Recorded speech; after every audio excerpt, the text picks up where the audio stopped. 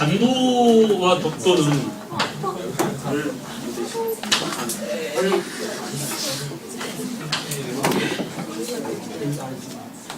근현대사뿐만 아니라 이제 우리가 한국사 전체에서 우리나라와 그 주변 지역들이 나오는데 여러분들이 좀 헷갈려하는 부분들이 있어요. 특히 이게 무슨 반도라고 이게? 노동반도죠. 이게 무슨 반도? 산둥반도. 그죠? 산둥반도. 산둥반도. 그리고 되게 여기에 이렇게 만리장성이 있습니다. 만리장성 안쪽이 중국이에요.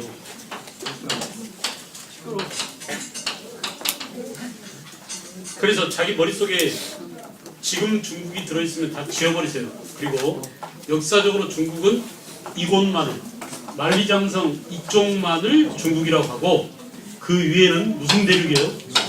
만주 대륙이에요. 알겠죠? 그래서 이 만주는 원래 우리 민족의 땅이었어요. 우리 민족의 땅.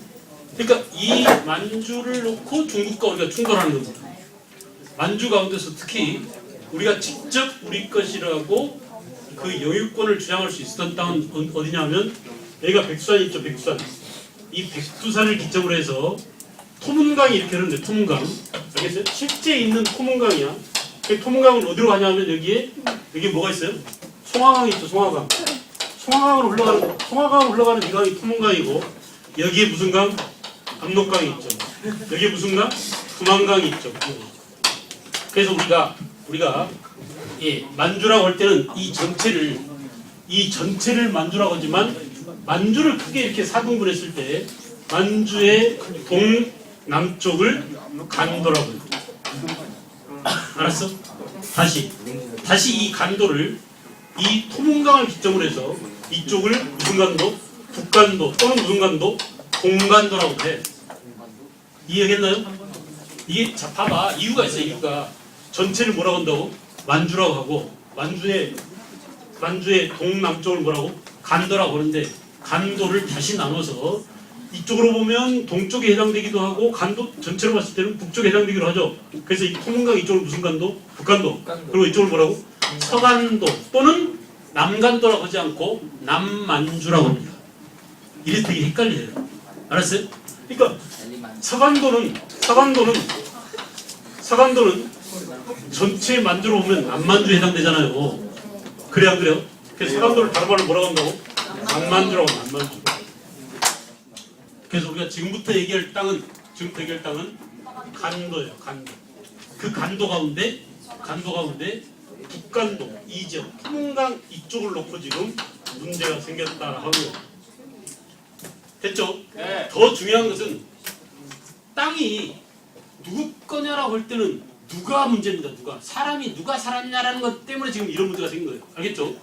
그래서 이 만주 전체를 놓고 봤을 때 원래 만주 임자는 원래 고조선이었다. 기억나죠? 네. 고조선이 여기 차지하고 있잖아요. 이게 손잡아 들린 토기 뭐가 있죠? 미소문식 토기. 그래 안 그래? 또는 뭐 이런 고인돌, 북방식 고인돌, 그죠? 또 비파형 동독 이런 것들이 출토된 지역이 고조선의 영역에 해당된다고 했잖아요. 예. 그렇게 보니까 만주도 결국 고조선의 판도 안에 들어있더라. 근데 그 고조선이 망하고 여기에 부여가 들어섰다. 부여가 망하고 고구려가 이 자리를 차지했다. 고구려 다음에 누가? 발해가 차지했다. 근데 발해가 망한 이후에 발해가 세워진 이후에 신라가 이 북쪽을 포기해버렸다. 그래 안 그래? 그래서 우리 민족 활동 무대가 어디로? 신라 때 이렇게 한반도 남쪽으로 제한되었다. 됐죠? 네. 그리고 그 이후 고려시대에 와서 야 옛날 여기 우리 땅이야. 고구려 때도 우리 땅, 고조선 때도 우리 땅. 그래서 이 나라를 본받자라고 고려라고 이름 짓고 이 나라로 가기 위해서 계속 이렇게 올라가는 게 무슨 정책이에요? 북진 정책. 오케이? 이해됐어요? 주인 임자가 누구냐? 이런 문제를 놓고 지금 다투는 겁니다. 원래 공간은 똑같은 공간인데 거기를 누가 찾느냐 이런 문제예요. 근데 봐봐요. 이 북강 이 만주 지역에 우리 조선족만 살았던 게 아니야. 이게 섞여있던 놈들이 바로 누구냐면 선비족이라든지 또는 뭐 여진족이라든지 이런 놈들 살았는데 특히 여진족들이 많이 살았어요. 알겠죠? 거라는 주로 이쪽에 살고 이쪽에 여진족이 많이 살았는데 이 여진족을 고구려 때는 음루, 숙신, 물길 이런 이름으로 나옵니다. 광해투대왕 비문에 적혀있는 정벌 대상 민족이 바로 이런 놈들이에요. 그래서 이런 놈들이 바로 뭘로? 말갈이라고 하고, 이 말갈族대다수가 발해 때 피지배층이었죠. 발해의 피지배층이 누구였다고? 말갈족이. 발해의 지배층은 고구려 유민들이고, 그죠? 고구려의 지배를 받고 있는 발해 사람들 주민 대다수가 누구였다? 말갈족이었다. 그래서 발해가 망하고 고구려 유민이었던 사람들은 어디로? 고려로 귀순했죠. 대표적인 고려를 기술한 고려 유민이 대광현이죠. 발해의 왕자 대광현이 고려로 들어와서 약 5만 명 정도가 들어왔다고 그래요. 태조 왕건한테 항복하고 들어왔다고 그래요. 그러니까 우리나라에 통합된 거야. 알겠어요? 그리고 고구려 주민, 즉 발해의 지배층 말고 피지배층인 발해의 주민 대다수는 지네끼리, 말갈족들은 지네끼리 흩어져 살았다. 오케이? 그래서 이들이 뭐가 됐냐? 생여진, 숙여진, 여진족이 되었다. 오케이? 이 여진족을 통일한 놈이 아쿠타였다. 이 아쿠타가 세운 나라가 금이다. 금. 이 금이 12세기에 이자겸이 집권하고 있을 때 무슨 요구했었어요? 4대 요구를 했던 그 금나라다. 들어봤죠? 들어봤죠? 그런데 이 금나라가 결국은 나중에 어때요? 망합니다. 몽고한테 망해요. 몽고한테 없어져 버렸어요. 근데 나라는 없어졌지만 그 족속들은 있을 거 아니야. 흩어져 살고 있을 거 아니야. 이런 놈들이 이제 이게 고려시대 고려시대. 그 다음에 우리 조선시대 이 금나라 전당들이 나타나서 우리 조선을 계속 괴롭혔다. 그래서 여기에 누가? 이천, 최은덕 이런 사람들이 뭘 개척했어요? 사군과 육진을 개척했다. 언제? 세종대왕 때. 그래서 우리 영토가 얘네들을 내쫓고 이렇게 확보되었다 라는 얘기야 지금. 알겠죠? 근데 보세요. 그런데 사군 육지를 개척한 이 여진족들이 나중에 다시 뭘 세워요? 이 금나라의 뒤를 이어받아서 뭘 세워? 후금을 세워. 1616년에 우리가 한참 1592년 외란을 치러가지고 정신없을 때죠. 우리가 임진왜란 침략을 겪고 힘이 없을 때 이들을 우리가 통제할 수 있는 고삐를 놓쳐버렸어요. 그래서 우리의 통제를 받지 않고 있던 여진족들이 지네끼리 나라를 차린 거야. 우리가 일본하고 싸우고 있는 틈을 타가지고 나라를 차린 거예요. 그놈들이 뭐가 되느냐? 이 후금이 나중에 뭐가 돼? 20년 뒤에 1636년에 청이 돼. 청. 이 청나라가 지금 중국이 됐잖아. 이렇게 된 거예요. 그래서 중국도 이 땅이 지네 거라고 주장할 수 있는 겁니다. 그러니까 우리는 지금 뭐예요? 요 땅을 놓고 싸우는데 특히 이 땅을 놓고 아예 그러면 경계를 정하자라고 백두산 꼭대기 동남방 200m 지점에다가 백두산 경계를 이게 픽스하다 이런 얘기가 정하다. 확정시키다 이런 얘기예요. 뭘 확정시키자고? 경계 바운다리를, 경계를. 알겠어요? 그래서 경계를 정하는 비석이다 이런 말이야. 경계를 정하는 비석을 세웠어요. 어떻게 경계를 정했냐? 서쪽은 압록강을 경계로 삼고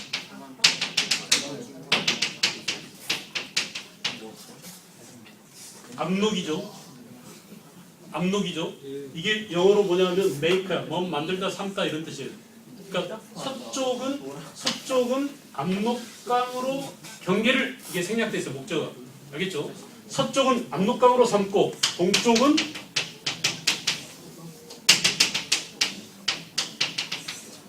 토문강으로 삼는다. 이렇게 되는 거야.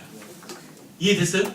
그럼 보이잖아. 이게 그림이 서쪽은 압록강으로 경계로 삼고 동쪽은 토문강으로 삼자 이렇게 하면 끝나요. 그러면 이 땅이 누구 땅이 되는 거야?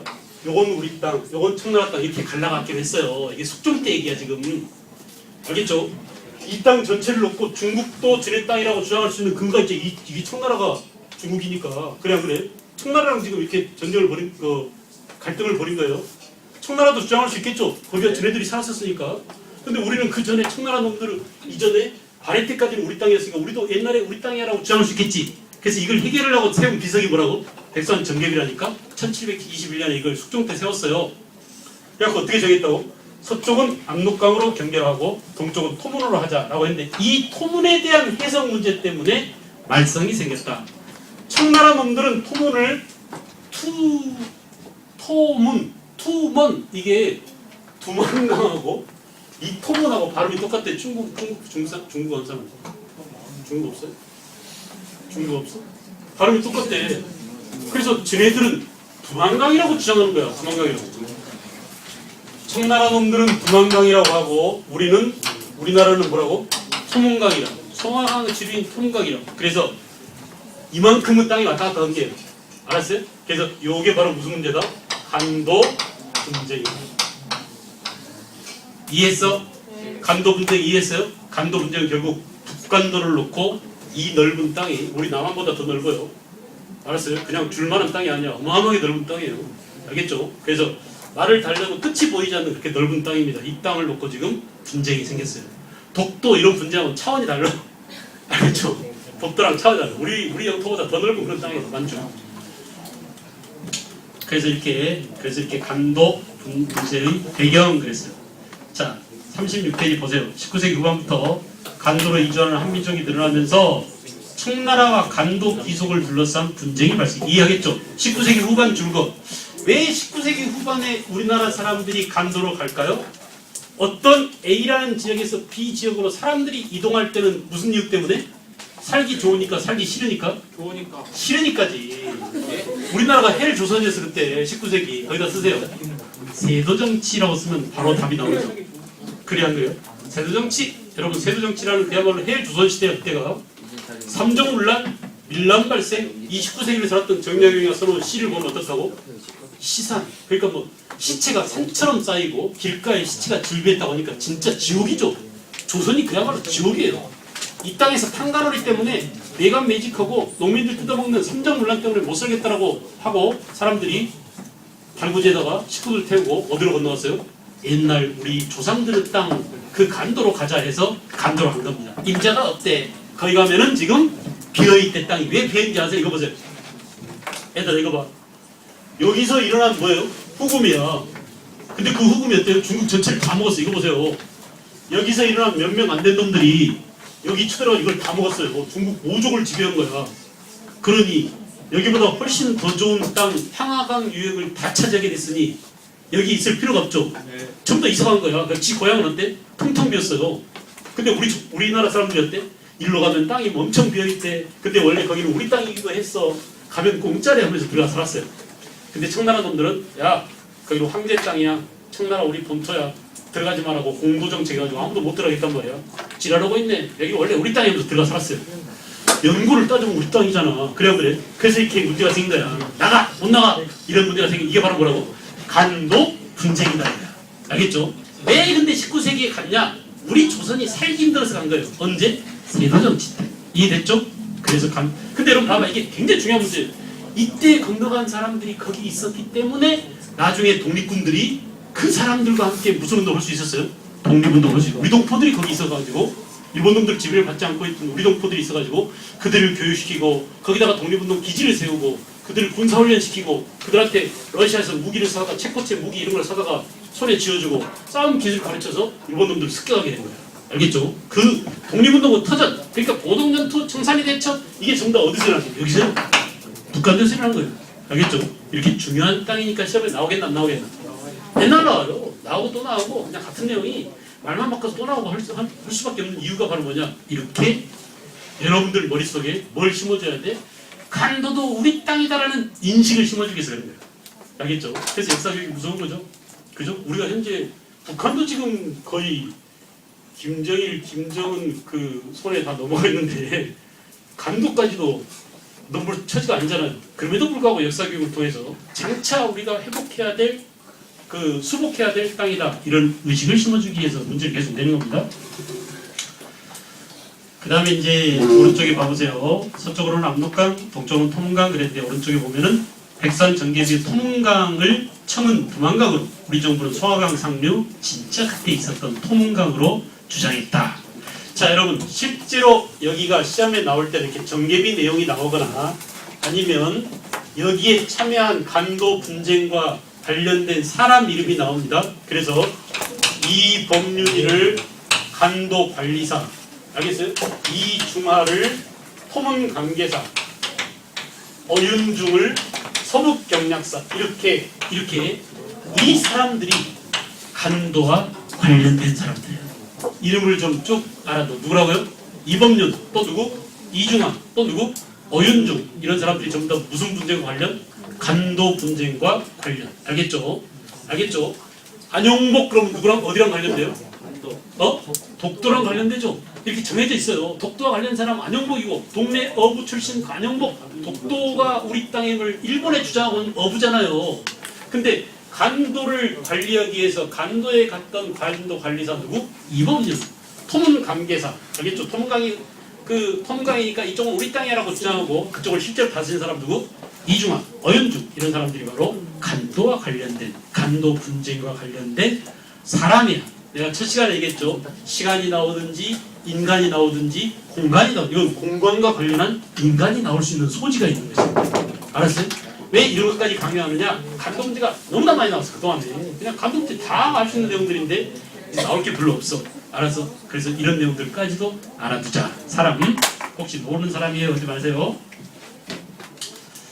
그 다음에 이범률을 간도관리사로 파견하고 간도를 한경도 행정구역 일부로 편입시켰다. 1902년입니다. 근데 문제는 뭐냐? 1909년 간도 협약이 체결됩니다. 이 내용을 좀 알아두십시다. 자 여러분 1905년에 이런 거 하려고 내가 미리 한번 역사를 다 끌고 왔었어요. 끝까지 우리가 끌고 간 이유가 이거야. 이미 1905년에 우리는 뭘 했어? 일사조약을 체결했죠. 이때 우리는 일본한테 뭘 뺏겼다고 그랬어요? 뭘 뺏겼다고 그랬어요? 그냥 주권이 아니라 외교권을 강탈당했죠. 이 외교권을 박탈당한 상황에서 드디어 1909년에 일본 놈들이 지네 나라의 필요에 의해서 우리나라 땅 간도를 너네들이 그렇게 원하던 간도를 줄 테니까 우리한테 뭘 줄래? 탄광 개발권을 주라. 또 철도 부설권을 주라. 라고 청과 일본이 기브 앤 테이크를 한 거예요. 알겠어요? 그래서 이게 바로 뭐라고? 이게 간도 협약입니다. 1909년에. 그래서 동청 철도 부설권 또는 푸순 탄광 개발권 이렇게 청으로부터 일본은 탄광 개발권과 철도 부설권을 획득하고 대신 청해에게 간도를 영원히 소유해라. 뭐라고요? 간도 영유권을 넘겨줘 버린 겁니다. 이게 뭐야? 간도 협약이에요. 알겠어요? 그래서 간도가 현재 중국 땅으로 넘어갔다. 근데 그 간도에 누가 살고 있다? 네? 북간도에 누가 살고 있어요? 우리 조선족이 살고 있어요. 그때 갔던 그 사람, 그 독립운동했던 그 사람들이 아직도 거기 살면서 조선만 하면서 조선어 간판 달아놓고 조선어 학교 다니고 조선 신문이 나오고 우리 문화 전통을 유지합니다. 그리고 개고기 먹고 색동 옷 입고 설 되면 널뛰기 하고 지금도 그래요. 그러니까 훨씬 더 대한민국보다 훨씬 더 조선적인 그런 모습을 간직하고 있는 거예요. 알겠어요? 그래서 우리는 이제 이 지역을 어떻게 해야 될지 고민해야 돼요. 근데 현재는 어때? 행정구역상 중국에 포함되어 있고 그 사람들 전부 다 중국 사람으로 중국 시민권이 다 나와 있죠? 네. 그래 안 그래? 그래서 뭐 그저께 보니까 중무성이 우리 민족이 인구가 줄어드는데 나중에 장차 이 조선족을 받아들이면 되겠네 가지고 지금 인터넷이 난리도 아닙니다. 어저께 오늘 사이 그냥 완전히 김무성 엄청 까이고 있어요. 응? 개놈 새끼 하면서 그냥 엄청 욕을 많이 하고 있어요. 김무성. 조선족이 그러면 조선시대 애 낳는 씨바지냐? 인구 부양하러 우리나라에 이민 오게? 이런 식으로 막 사람들이 비난하더라고요. 알겠죠? 이렇게 그 간도 분쟁과 관련된 자 여러분 그런데 잘 보세요. 그런데 그렇다면 선생님 간도는 이런 분쟁 지역으로서 국제법상 어떤 효력을 갖습니까 하면 이미 간도 협약이 체결된 지 몇 년이 지났어요? 100년이 지났어요. 그 지난 1909년에 이걸 국제사법재판소에 재심을 해가지고 간도가 우리 땅임을 입증하자고 막 그런 운동이 일어났었는데 아무 소용없습니다. 국제사에서는 법이 통용돼 힘이 통용돼? 힘이 통용돼요. 힘이 통용돼요. 알았어요? 힘이 있으면 우리가 장차 나중에 찾을 수 있는 거고 힘이 없으면 언제든지 영토는 뺏길 수 있습니다. 지금보다 더 쭈그러들 수도 있어요. 북한 완전히 다 날아갈 수도 있어요. 우리 현재 영토에서. 알았어요? 영토란 말이야 정해진 게 아니에요. 늘 힘이 있으면 영토가 팽창하고 힘이 없으면 영토를 뺏기고 아예 힘이 없으면 나라를 총돌이지 일본한테 뺏기든지 이런 일이 벌어지는 거야. 그래서 이렇게 땅을 뺏기거나 땅을 잃으면 그 다음부터는 노예 상태가 되는 겁니다. 나랑 아무 상관없으라고 나만 편하면 되라고 살고 있지만 사실은 나라가 없어지면 그런 비극을 겪는 전 국민이 전 민족이 함께 그런 슬픈 운명에 빠지는 겁니다. 알았어요? 이런 상태로 지금 돼 있어요. 그러니까 법적으로 말하면 을사죄악이 이거 불법이었죠. 고종 황제가 도장 찍었어요, 안 찍었어요? 안 찍었잖아요. 그러니까 을사죄악이 무효야. 을사죄악이 무효면 을사죄악에 의거해서 외교권이 일본한테 있다라고 하는 이것 자체가 불법이니까 간도협약은 뭐가 돼요? 원인 무효가 됩니다. 그래서 이것도 불법이다 라고 우리가 국제사법재판소에 제소에 맞댔자 그거는 말로만 그렇게 될 수 있지만 실제로는 우리가 찾아올 가망성이 없었다. 알았어요? 그 다음에 덕도 분쟁으로 왔습니다. 덕도 문제. 우리가 이제 우리 국토 막내 그러면서 덕도를 이뻐하고 귀여워 그러는데 덕도는 말도 많고 탈도 많고 그런 지역이에요. 지금도 내가 볼 때는 말이에요. 지금 같은 정부는 덕도 아니라 제주도도 팔아넘길 수 있을 것 같아요. 일본한테. 충분히 그러고도 남으려니에요. 알았어요?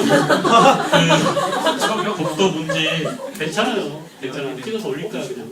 알았어요? 다음 주에 안 오게 된다고? 하나도 안 무서워. 하나도 안 무서워. 덕도 문제 배경 보세요. 덕도는 울릉도와 함께 삼국시대 이래로 삼국시대 동그라미. 우리가 이제 역사 기록상 세종실록 지리지 어느 왕 때라고 나와 있어요? 어느 왕 때라고? 지중왕 때죠. 지중왕 때 이사부를 시켜서 여기를 점령해 있었습니다. 독도 문제의 배경 밑에 독도는 울릉도와 함께 삼국시대 이래로 우리 영토였다. 그렇습니다. 이사부가 점령해 있었습니다. 대한제국 때 울릉도를 울릉군으로 승교시키고 거기에 속도인 독도를 관할하게 해서 우리 영토임을 확정시켰다. 1900년. 자, 그런데 이미 그 역시 숙종 때 이 독도와 관련해서 또 누가 동네 어부 안용복이 그죠? 이 독도는 특히 독도보다도 울릉도를 더 탐냈어요. 사실은 알겠죠? 사람이 살지 않는 독도보다 울릉도에 나무가 엄청나게 울창해 있었습니다. 그래서 이 러시아 놈들이 아간파천 이후에 우리의 것을 뭘 요구했느냐? 여기 압록강 유역의 산림체불권 그리고 울릉도 산림체불권을 가져왔어요. 실제로 엄청나게 나무를 많이 베었어요. 일제시도 마찬가지예요. 근데 이 산림뿐만 아니라 이게 또 동해에 엄청난 고기들이 청어며 명태며 이런 것들이 많이 잡히기 때문에 이 어업권 때문에 독도를 울릉도를 찾으려고 일본 놈들이 혈안이 돼 있는 거야. 알겠죠? 지금 군사적인 정치적인 그런 의도도 있지만은 그래서 이렇게 일본 놈들이 조선시대도 와가지고 여기를 넘어와서 알겠어요? 넘어와서 나무를 베어가고 고기를 잡아가는데 이 나무를 베어가고 고기를 잡아가던 일본 어선을 추격했어요. 동네 어부인 누가? 안용보이. 그래서 일본까지 갑니다. 그 당시 에도 막부 시대에 일본 박구를 만나요. 그러니까 쇼군을 만난 거죠. 그래서 단파를 져가지고 앞으로 절대 남나라 영토에 들어오지 마라 하고 각서를 써가지고 오다가 우리나라 동네에 와가지고 동네 관원한테 잡혔어요. 잡혀서 너 어디 갔다 오냐? 일본 갔다 옵니다. 가서 뭐하고 오냐? 제가 가서 일본 놈을 혼내주고 왔습니다. 너 이 새끼 네가 못돼 가서 감히 일본하고 국제 분쟁을 이렇게 해가지고 오히려 좋은 일 하고도 이 안영복이 잡혔어요. 그냥 잡힌 게 아니야. 사형 언도를 받았어요. 죽을 뻔했습니다. 근데 이제 사람들이 탄원서 나가지고 겨우겨우 살려냈어요. 안영복이를. 그 뒤에 또 일본 놈들이 또 왔는데 또 쫓아갔어요. 안영복이가. 그래서 또 그 짓을 또 한 번 더 합니다. 그러니까 우리가 역사를 보면 말이죠. 꼭 이런 사람들이 있어서 나라를 구하고 주장을 하고 유관순 이렇게 다 잘려 죽고 그래도 그런 사람들이 있어서 그 한 목숨은 죽더라도 그 다음 사람들한테 힘을 내게 만들죠. 안영복이도 이미 상징적인 그런 인물 아닙니까? 안영복이 뭐 별로 한 일은 없지만 그런 일을 함으로써 법적인 효력이나 국제법상 우리 것을 확정짓지는 못했지만 그 뒤에 계속 우리가 독도는 우리 땅이다라고 주장할 수 있는 징검다리 노릇을 하고 근거 그 에너지 원 노릇을 하는 거예요. 알겠죠? 역사는 그래서 어떤 한 사람의 그런 희생이나 노력이 중요한 겁니다. 그런데 일본 놈들이 1904년부터 1905년 러일 전쟁 중에 한일 의정서를 체결하면서 독도를 진입 땅에 편입시켰어요. 그죠? 그리고 이제 그 다케시마 죽도라고 이렇게 이름을 붙이고 지금까지도 독도가 진입 땅이다 라고 이렇게 주장을 한답니다. 넘어가겠어요. 다음 페이지 보면 간도 협약 또 울릉도 독도 그러니까 지금 뭐 독도 문제 나오면 그 실정주의로 봤을 때 굉장히 우리한테 유리하죠.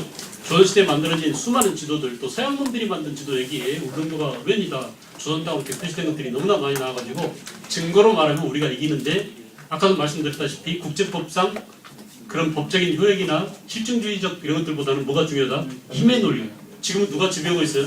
우리가 실효적 지배를 합니다. 독도에 우리 경찰이 있잖아요, 가서. 그래 안 그래? 그리고 우리나라 사람들이 거기 가서 그 콘서트도 이러고 맨날 가서 우리 것이라고 주장할 수 있는 실효적 지배. 또 우리가 주민등록증을 아예 독도에 옮겨놓고 거기서 살고 있는 주민도 있죠. 그래 안 그래요? 이렇게 실제로 살고 있어요. 근데 언제 일본 놈들이 습격해 가지고 다 몰아내고 쟤네 땅이라고 뺏어갈지 몰라요. 그런 것들이 그 현실적인 문제입니다. 그 다음에 그 밑에 봐봐. 개화기 개혁운동의 차이점 비교. 아주 중요합니다. 중요하니까 중요 표시로 왕창 해두고요. 잘 읽어보세요. 주도세력 아까 제가 잠깐 했는데, 주도세력 위정척사는 성리학의 영향을 받은 유생들이 주도했죠. 정치체제 조선왕조의 전제군주제 유지를 주장했었고요. 잘 생각하면서 해야 돼. 그냥 가면 아무 의미가 없어요. 눈으로만 그냥 읽어버리면 무슨 뜻인지 몰라요. 잘 생각해야 됩니다. 사회체제는 주로 양반들이기 때문에 양반 위주의 성리학적 신분 질서를 유지하려고 그랬죠. 다른 말로 바꿔서 봉건적인 신분 의식을 극복하지 못했다. 그죠? 또 하나는 뭐냐? 자기네들이 되게 땅을 많이 갖고 있는 양반 지주족. 그러니까 지주 전호제를 인정 불인정? 인정하려고 그랬다 이거예요. 위정척사상은. 그 다음에 외세에 대한 입장에 있어서는 외양일체론, 외놈이나 양놈들이나 마찬가지다. 특히 외양일체론을 주장한 사람이 있었죠. 누구야? 그래요. 잘했어요. 최익현이에요. 최익현.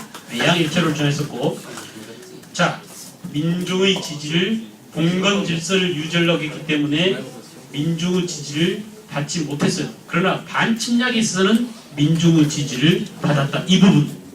여러분, 양반 유생들이 의병장이 되었을 때 동학농민운동에 가담했던 농민들이 기꺼이 어때요? 의병이 되어줬죠. 이런 면에서 어때? 유생과 농민이 한 패가 되기도 했다. 이런 말이야. 그걸 언어적으로 표현할 때 이렇게 표현할 수 있다고요. 이해할 수 있겠죠? 그 다음에 동학농민운동, 농민 입장에 되봅시다. 양반과 농민을 지금 여기서는 비교해놨어요. 농민이면서 동학사상에 물들었었다. 조선왕조 체제를 유지하는데 공감했었다. 그죠? 여러분 아까 내가 뭐라고 그랬습니까? 동학농민운동은 낡은 질서, 나쁜 제도를 때려 없애자라는 데는 들고 일어섰지만 실제로 그 다음에는 어떻게 할래? 민주주의 만들래? 공화제 할래? 이런 데에 대해서는 대안이 있다 없다? 없다. 그러니까 아직까지는 임금을 부정하거나 조선왕조 체제를 부정하지는 못했습니다. 알겠어요? 그러니까 미시 왕조 탄간어리들 저놈들을 몰아내야 돼 라는 것은 공감하고 있었지만 그 다음에 어떻게 할래? 민주주의로 하자라든지 이런 것들은 아직 계획이 없었다. 이런 얘기예요. 봉건시 문제를 타파하기 위해서 노예문서 소각, 천인 차별 개선 이런 것들을 주장했었고, 자, 가장 중요한 토지의 평균적 분석, 이게 나오면 무조건 뭐라고요? 동학농민운동 한 군데에서만 이 주장이 나온다. 알겠죠? 그러니까 여러분들이 문제 풀다가 농민에게 토지를 고르게 분배해달라라느니 또는 농민에게 토지를 평균적으로 분작하자 이런 표현이 나오면 무조건 뭐라고요? 동학농민운동 하나밖에 없다. 됐어요? 됐어요? 그리고 외와 통하는 자는 엄징한다. 외놈들을 배척했고요. 농민층이 중심이 된 반봉건, 반외세 이런 표현이 나와도 무조건 동학농민운동입니다. 알겠죠? 우리 근대운동에서 반봉건과 반외세라는 두 가지를 동시에 제시한 운동은 뭐밖에 없다? 동학농민운동 하나밖에 없어요. 알겠죠? 동학농민운동 하나밖에 없어요. 자, 그 다음에 이제 개혁안 가운데 갑신정변 때 14개조, 갑오을미개혁 때 홍범14조, 그리고 동옆에 헌의육조가 있는데 각각 쫙 비교해보세요. 갑신정변은 급진개화파 개화당이, 사람으로 말하면 김옥균, 박영효, 서광범, 서재필 이런 사람들이죠. 자, 정치체제는 국왕의 전제권은 제한하되 내각제도를 시행함으로써 입헌 군주제를 추구하고 동그라면서요. 그러니까 갑신정변 정부가 추구한 정체제는 뭐냐? 군주를 부정해야 돼? 안 해요. 군주를 인정해. 근데 어떻다고? 국민들의 의사가 반영된 헌법에 입각한 그런 입헌 군주를 합시다 라고 구체적으로 대의제 정치를 하자라든지 헌법을 만들자 이런 주장을 안 했어요. 근데 가만히 뜯어보면 입헌 군주제 쪽을 지향하고 있더라, 추구하고 있더라 이렇게 말할 수 있습니다. 그 다음에 문벌타파 인민평등권 확립 동그라미 하세요. 이것이 최초로 주장된 운동이 바로 갑신변이었죠. 최초로 봉건적 신문제 철폐를 주장했었습니다. 지조법 개혁, 재정 일어나, 호조로 재정을 일어나자. 호조로 일어나자 그러면 갑신변. 그 다음에 탁집으로 재정을 일어나자면 그 뒤에 가보개혁이죠. 그 다음에 갑신변, 가보개혁 전부 다 청과 사대 관계를 청산하고 외세, 일본의 힘을 빌려서 뭔가 해보려고 했어요. 그죠? 성공했나 실패했나? 실패했습니다만은 일본의 의존적이었다. 갑신변 때 김옥균이도 가보개혁 때도 역시 마찬가지로. 그래서 가보개혁 내용이 좋은 게 많잖아요. 근데 농민들이 가보개혁 내용을 지지했어요? 지지하지 않았어요? 지지하지 않았어요. 가보개혁은 곧 일본의 침략이다라고 생각했어요. 그러니까 반일 감정 때문에라도 가보개혁을 싫어했습니다. 알겠죠? 그래서 개혁의 성과, 개혁이 제대로 이루어지지 못한 이유가 개혁 근대화는 곧 친일이다 이런 생각 때문에 그랬습니다. 그 다음에 이제 맨 밑에 그래서 뭐예요? 민중의 지지를 받지 못했다라는 점이 공통점입니다. 갑신혁명과 가보개혁은 둘 다 민중의 지지를 받지 못했다. 왜냐? 일제의 침략적 영향을 받았기 때문이다. 독립협회는 중요한 계획이 나왔죠. 독립협회는 서구 민주주의 사상을 받아들여서 입헌 군주제 실시와 함께 구체적으로 나왔죠. 의회 설립까지 주장했어요. 단 선을 긋 공화제는 언제라고? 신민회 때 처음으로 공화제 주장이 나왔다. 됐나? 신민회 때. 그래서 1907년부터 1910년까지 존재했던 신민회죠. 신민회는 무슨 사건으로 해산돼요? 이거 105인 사건으로 1910년 105인 사건으로 해산된 그 신민회입니다. 그래서 우리나라 역사상 최초로 민주주의 즉 그 공화제를 주장했었다는 거, 민주공화제를. 그럼에도 불구하고 독립협회는 자유민권운동, 자강개혁운동, 특히 언론, 출판, 집회, 결사운동 그리고 국민 참정권까지 주장했어요. 아주 중요합니다. 참정권 주장. 알겠어요? 참정권. 그래서 아주 유명한 연설을 했던 백정이 있죠. 나 백정 누가? 박성춘이 관민공동회 때 나서가지고 뭐라고 그랬어요? 여러분 저기 밖에 우리 차이를 천막을 이렇게 쳐놨거든요. 천막을 보세요. 천막이 나라라면 국가라면 거기 밑에 있는 받침대는 국민입니다.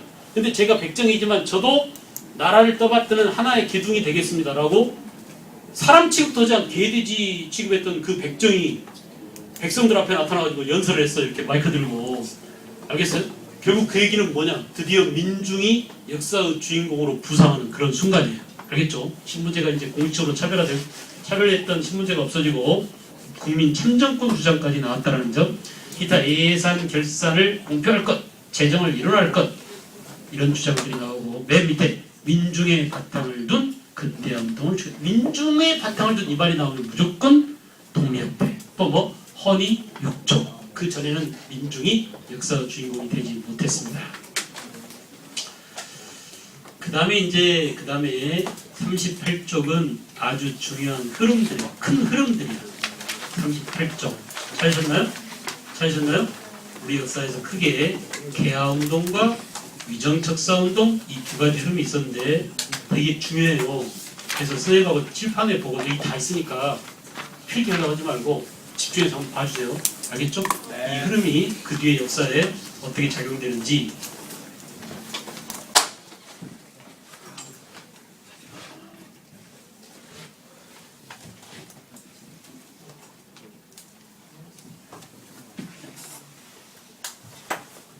여러분들도 그 위인전 노래 아세요? 네. 맨 마지막에 어떻게 해? 역사는 흐른다 뭐 이렇게 끝나지. 이게 역사를 흐르는 거야. 이렇게 흘러서 늘 이렇게 인과관계를 맺으면서 원인과 결과관계를 맺으면서 지금까지 흘러오고 있는 겁니다. 그러니까 그런 것들을 인식하는 것 이게 역사 지식을 뛰어넘어서 역사에 대한 어떤 관점을 갖는 거예요. 되게 나한테 그런 것들 좀 중요하게 여겨요. 그러니까 지식을 많이 알고 있다, 시험을 많이 잘 푼다는 것들을 뛰어넘어서 비욘드 해가지고 더 깊은 도대체 내가 왜 살지? 그 다음에 우리 삶은 어떻게 정해질 것인가? 지금까지 이런 추세나 이런 방향으로 봤을 때 앞으로 우리는 어느 쪽으로 가야 제대로 된 방향을 잡을 것인가? 되게 역사를 공부하는 게 결국 또 목표가 여기까지 가야 되지 않냐라는 생각이 들어요. 알겠어요? 그래서 우리의 지금 개화운동 그래서 개화운동은 언제 시작됐었죠? 해봐 다 배운 거니까. 개화운동은 언제 시작됐어요? 몇 년대 시작됐다고? 80년대잖아. 개항은 언제였어요? 76년이죠. 그리고 그 이후에 개화운동이 추진됐었죠. 그런데 그 개화운동에 영향을 준 것은 뭐였다? 해봐. 뭐였다? 뭐가 개화사상에 영향을 줬다고? 실학이었죠. 그냥 실학인가요? 중농은 아니에요. 중상학파예요. 중상학파 실학이다. 이걸 다른 말로 무슨 실학으로? 뭐라고 그래요? 국학파라고 그래요. 국학파. 그래서 구체적으로 예를 들었어요. 사람 누구? 사람 누구 얘들아? 아주 직접 다이렉트 연결되는 사람. 누구? 박지원. 그 박지원의 손자 누구? 박규수. 그리고 오경서. 또 누구? 유홍기. 기억나세요? 네. 이 사람의 제자가 누구라고? 이 사람 제자가 개화를 주장했던 패거리들이에요. 파. 오케이? 네. 개화를 주장했던 에브리바디야. 에브리바디. 모든 사람들이에요. 근데 얘네들이 1882년 언제? 이모군란 이후에 둘로 갈라지더라. 그래 안 그래? 이모군란 때 우리를 도와주고 민비를 구원해준 누구? 청나라한테 빌붙어서 신청 4대 했던 놈들을 뭐라고? 온건 개화파라고 하고, 요 새끼들은 개화를 하려고 그래 안 하려고 그래? 아니에요. 말로만 개화지 실은 수구 사대적이야. 민실파야. 요걸 헷갈리면 안 돼요. 이름이 개화파라고 해서 전부 다 개화파가 아니라 이들은 당분간 개화를 안 하려고 해요. 역사의 수레바퀴를 거꾸로 굴리려고 해요. 알겠죠? 그래서 불만인 사람이 누구라고요? 급진 개화파. 애들은 누구를 모방하려고 그랬어요? 일본의 무슨 유신? 메이지 유신. 메이지 유신을 모방하려고 그랬어. 이놈들 속에, 머릿속에 친일파가 될 소지가 있나 없나? 숨어있잖아. 숨어있잖아. 그래 안 그래? 친일파가 될 소지가 다분하게 있는 거야. 이렇게 일본을 본받아야 돼. 일본이 우리 모델이야. 일본을 따라잡아야 돼. 일본을 쫓아가야 돼. 하면서 이런 사람들이야. 그러니까 여기서 나온 놈들은 전부 다 나중에 친일파가 된다니까? 지금 그걸 보여주려고 그래요. 그 친일파가 지금도 있잖아. 두글두글해. 지금도 거의 꼭대기 놈들이 거의 다 친일파고, 그런 놈들이 많아. 알겠어요? 이렇게 역사가 청산을 못하니까. 청산해버려야 되는데 청산을 못하니까. 해방된 이후에 프랑스처럼 말이야. 그냥 사그리다 잡아서 그냥 다 처형하고 해버려야 되는데 이걸 살려줬더니 고마워지 거기는커녕 오히려 쟤네들이 주인이고 쟤네들이 잘한 줄 알고 그렇지 못한 사람들을 짓밟고 착취하고 억누르고 그래서 지금 이런 또 다른 해일 조선으로 온 겁니다. 알겠죠? 그래서 이렇게 둘로 갈라지더라. 자 보세요.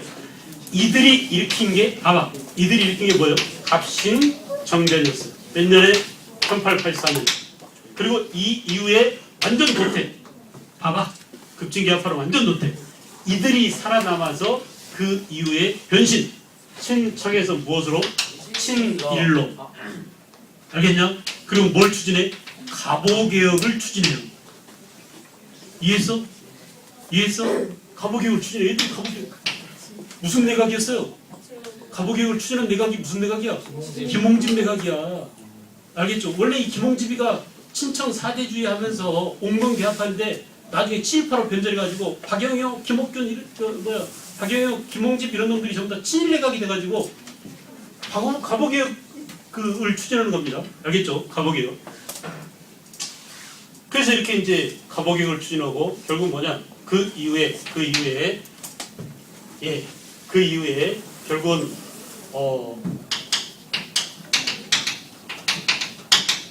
동료패를 해줘. 누가 동료패를 만든다고? 서재필이 나왔어. 여기서 살아남은. 갑신정변을 주도한 사람이 누구야? 박영용, 김옥균, 서광범 그리고 누구? 서재필. 알았어요? 그 서재필이 살아남아서 동료패를 만들어. 얘들하고 합쳐서 만들어. 알겠죠? 그 동료패가 무슨 운동한다? 애국 계몽 운동을 하게 되더라. 지금 이 얘기입니다. 자, 이렇게 큰 흐름이 하나 있었다면 또 하나 있어요. 보세요. 당시에 개화운동을 하던 때에 위정 척사운동을 했던 사람들이 있었다. 지금 이걸 차례죠? 이걸 차례죠? 그런데 위정 척사는 어디에서 왔다? 성리학에서 왔다. 성리학 가운데 주리, 주기. 주리라고 그랬죠. 주리론이죠. 그죠? 다시 말하면 경상도 남인이 태계 이황의 학문을 정통으로 이거 내가 했어요. 첫 시간에 아마 했을 거야. 네. 태계 이황의 학문을 이어받은 그 사람들이 위정척사. 정이라고 하는 것은 뭐냐? 올바른 것을 지키고 사악하고 나쁜 것을 배척하자라고 했는데 여기서 정은 성리학적 질서고 사악하고 나쁜 것은 외세입니다. 서양의 제국주의적 침략 세력이에요. 그래서 이 위정척사 사상이 위정척사 사상에서 무엇으로 변한다고? 액션으로, 운동으로. 그죠? 그죠? 그래서 기정지 이항로 이런 사람들에 의해서 1860년대 1870년대 1880년대 이렇게 가더니 결국은 60년대는 기정진 이항로가 70년대는 케이켄이가 기억나세요? 내양 일체로를 내세우면서 개항 당시에 그리고 80년대는 그 유명한 영남 만인소 누구라고 그랬죠 사람? 이만손이 개화를 반대하다가 죽음까지 당한 사람 누가 있어요? 홍재학이 이런 사람들이 있었고 드디어 이 뒤를 이어받아서 이제 뭘로 가느냐? 의병으로 갑니다. 오케이? 을미의병을 1895년에 일으키더라.